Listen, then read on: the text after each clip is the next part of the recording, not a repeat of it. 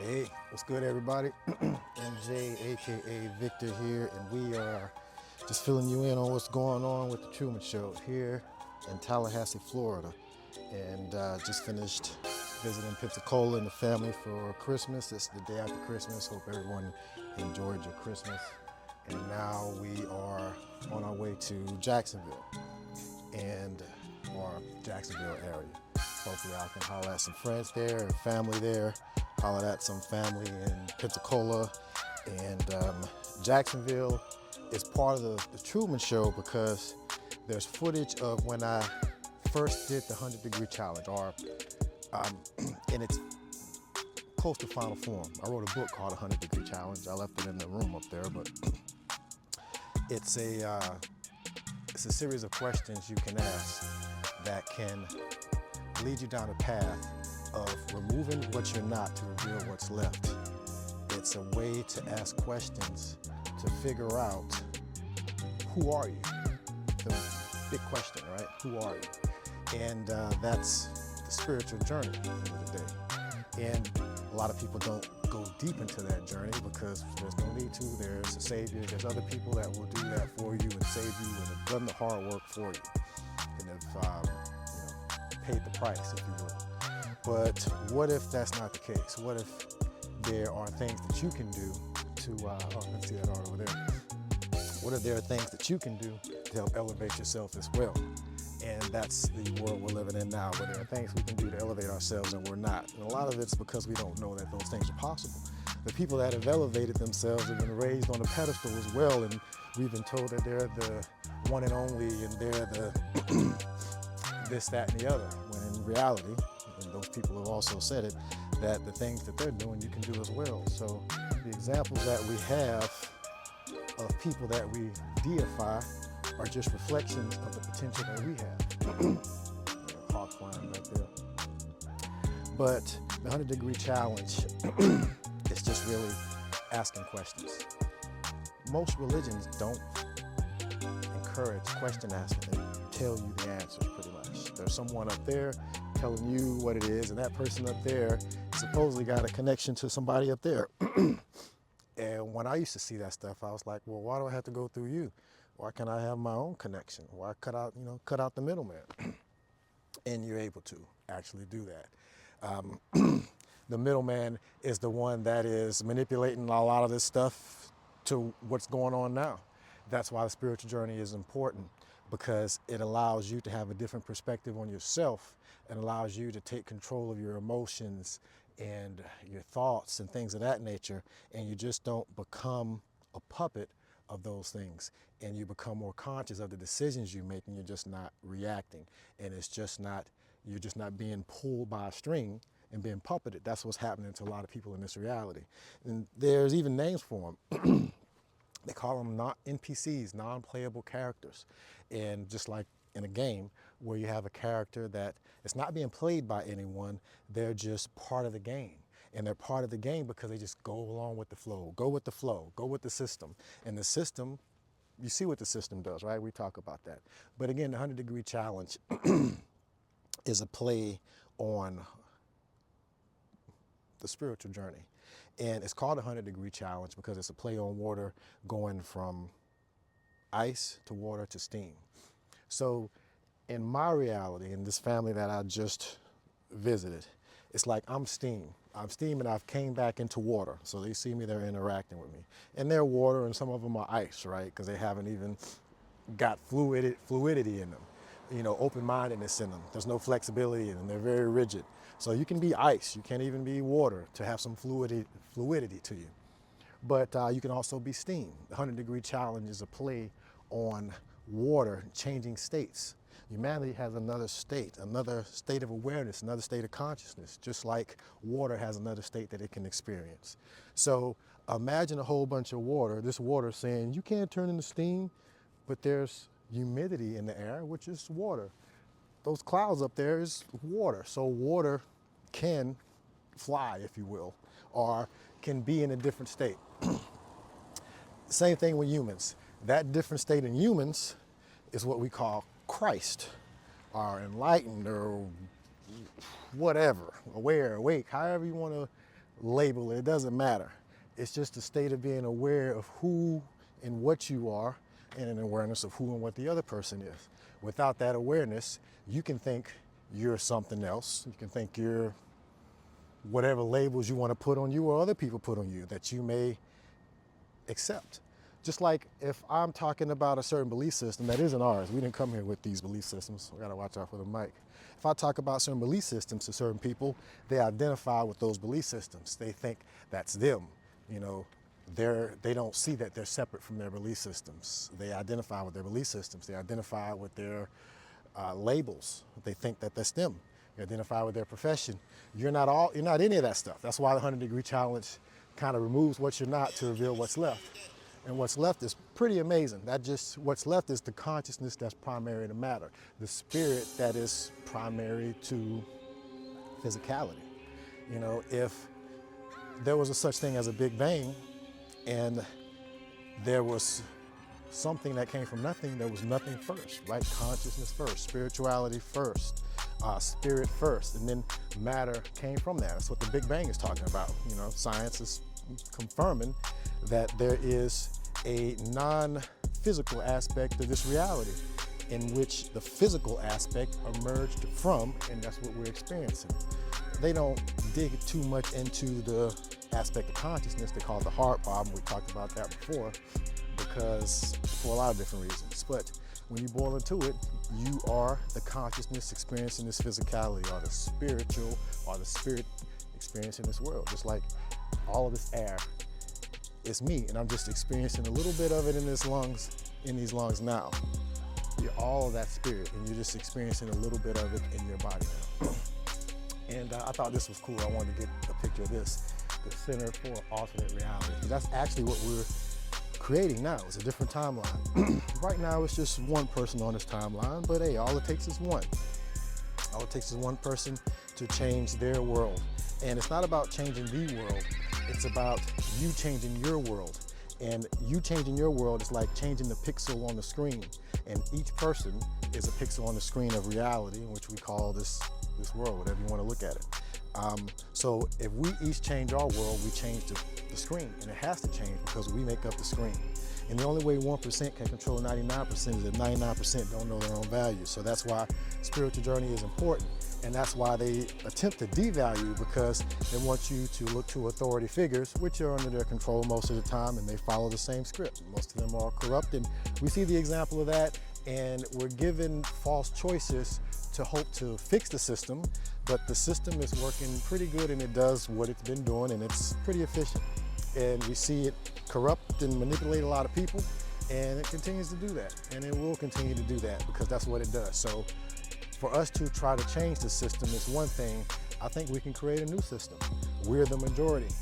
And if this is really for the people, by the people, then if it's not benefiting the people, then who is it really for and by? If the people are struggling and want change so bad, and the system is supposedly to support them, then that's something that we got to look at. But I don't want to get into kind of the back end of the man behind the curtain or the entities behind the curtain in this reality.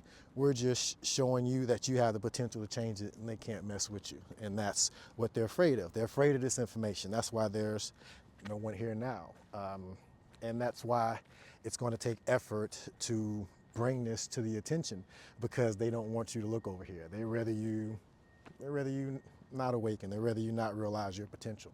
It's like the world is a world full of Supermen, and the only way to control them is to make them believe that they're not. Make them believe that they're just Clark Kents and they're not Superman. And that the one Superman that was here that was just like them, no different, from the same planet, blah, blah, blah.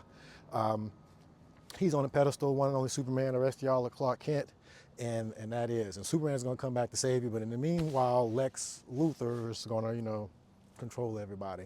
And his only weapon is the ignorance of his people, his group of Supermen that he's controlling. Because as soon as they realize that it's Superman, they can fly and they're strong and all of that stuff, and they actually activate their powers, the game is over. And that's the reality that we're living in now. So people like Jesus, and I'm in the Bible Belt and I got this on, so, what would Jesus do? Jesus, again, as I mentioned before, was a light shower, a light bearer, if you will. He activated his own light and was an example to hopefully show people that potential within them. And he was standing up against the church and state of his day, which have pretty much co-opted his story and turned it into a religion and is using that to do the same thing in this day. And they're playing a long game and we're playing a long game, and this is over lifetimes and thousands of years. And so we're here to be the opposite side of that coin. If they're about truth, then why are they hiding so much? Why do they not reveal the things that they've hidden? Why does the Vatican, we're talking about the church here in religion, we're not even going to talk about the scandals and what they do and what they're known for. We're not even going to talk about the amount of money and the amount of land they have and what they could potentially do. There's, but a lot of the Christian influence is Roman Catholic. The same Romans that killed Jesus back in the day that was up against that church and that state, the state of Rome and the church of the Jewish church of his day, which was pretty much just turn the temple into a money deal. And both of them agreed, the church and the state, let's get rid of this guy. You know, and he's talking about higher consciousness. He's talking about a second birth that is a spiritual birth. And when he was explaining it to the rabbis, the teachers that were teaching the other people, they didn't even understand what the second birth was, what the spiritual birth was, and that we're spiritual beings. And they were saying, well, you go back into the womb, and he was teaching them. And they were the ones that were teaching the congregation. So the people that are teaching the congregation now, they're not looking into this stuff. So they're just parroting things that were given to us to control us and manipulate us. And we talked about this before, but we didn't come here with any books, right? And these characters that we're given were just bastardized versions of teachings that we had previously, where we haven't looked at those. We don't look at that. That's not part of the things that we question. And if you're an African American and you believe that we came here from Africa, we didn't come here with the King James Version in the Bible and all of that stuff. We were given that by people that were treating us the way we were treated, as chattel, as not even human beings. So if they're not concerned about our physical well-being, why do you think they're concerned about our spiritual well-being? And if they're doing everything that they can to enslave us physically, why do you think they would not try to do that mentally? And you get your reward in heaven, do everything you need to do here, obey your master, blah, blah, blah, right? Those aren't our teachings. And you don't have to take my word for it. You can look at this from a scholarly standpoint. These are all things that a lot of theologians will be able to tell you. And even you can look at someone like John Henry Clark, and that would be a good one to start with. And he will be able to tell you, look at straight history and not just biblical stuff. But a lot of my family are biblically based, and they don't even understand the history of the Bible and don't really care to look at it. And I'm just a fool that's going to hell and this, that, and the other. And that's fine. That's a belief system that some share. And they're waiting for their Savior to come, and that's fine. They don't realize that they're the saviors that they've been waiting on. And some people are going to continue to play that role. But those that want to play a bigger role, now's the time to do that, because this is a real thing that we got going on here, and it's only going to ramp up. So if what I'm saying is false, and the 100-degree challenge is a way to kind of put a peer review out there, then show me what's false about it. And it's something that should easily be able to be proved wrong. It's something that I put out 4 years. Just like a lot of the data that I put out hasn't been fact-checked because it's true, right? And the same thing with the 100-degree challenge. It's like a public peer review. And I purposely made it small, not a big book, not something that takes a long time to read. I tried to make it simpler. I'm not smart enough to make it any simpler than that, from a perspective of showing the possibility that we're spiritual beings having a human experience. And if that's possible, then that in itself opens up the door to a whole lot of other things, right? It just opens it up. And I'm living the life showing that that door is opened up, and that door is available to you too. And it's not anything that you have to subscribe to. There's no belief system. It is truth. Truth is the belief system. Truth is reality. Reality is truth. Truth doesn't care what anybody thinks about it. It's not what I think. It's not what you think. It is what it is. Okay? Now we can have a perspective on it. We can have an opinion on it, but it's an opinion on what is. And this is what we're talking about. It is what it is. And if God is everything, there's nothing that is not, including you. Right? So if you're saying you're separate from God, separate from source, separate from all there is, then that means there's something separate than it. and there's nothing separate than it unless your definition of God has limitation. And that's a limiting definition of God, right? But anyway, we're here to create, explore, imagine. I think that was kind of cool. And I'll show you this art here and then we'll wrap this up. But the 100-degree challenge, that was the first time doing it in front of the family. It was a good experience. I was kind of nervous doing it. And you know, it took a while to kind of get in the groove of things. And that was my first time doing it. They really don't listen to me talk like that. The family just kind of gets together and talks trash and, you know, crap, you know, like most families do. Not really anything of substance or anything serious. Definitely not anything about high consciousness. So for me, and I'm not the loudest in the family, so I normally just sit back and listen to a lot of the stories. So for me to get up and try to get them to be quiet and talk about something serious on that level is very rare. And for us to capture it was pretty cool. And for JoJo to allow it to happen at his house was pretty cool. And that's part of history. And then that was some of the feedback. It was a good conversation, and it got derailed afterwards. That was what I was more interested in, is what would the questions be afterwards. And we had got into some good conversation, and then it got derailed with religion, like most of it does, and goes into the Bible. And I purposely stay away from religion and from the Bible and get into the individual, their personal experience, and not about anybody else's experience. Most of these religious teachings and Bibles and other things are taught about other people's spiritual experiences. So you're here, you're just as capable as they are, have your own spiritual experience. Why are you taking someone else's word for it? If it's something as Christians would argue, as important as your eternal life, your eternal damnation, you would want to know as much as you can about that particular subject, right? I mean, if you're betting your life on it, your eternal life on it, you wouldn't just take this person's word for it or this person's word for it, especially if you know they're not looking all around. And like when you get to heaven and they're about to throw you in the fire, are you going to say, well, this person told me or that person told me, well, grandma told me, granddad told me, and well, granddad and grandma ain't here, it's you.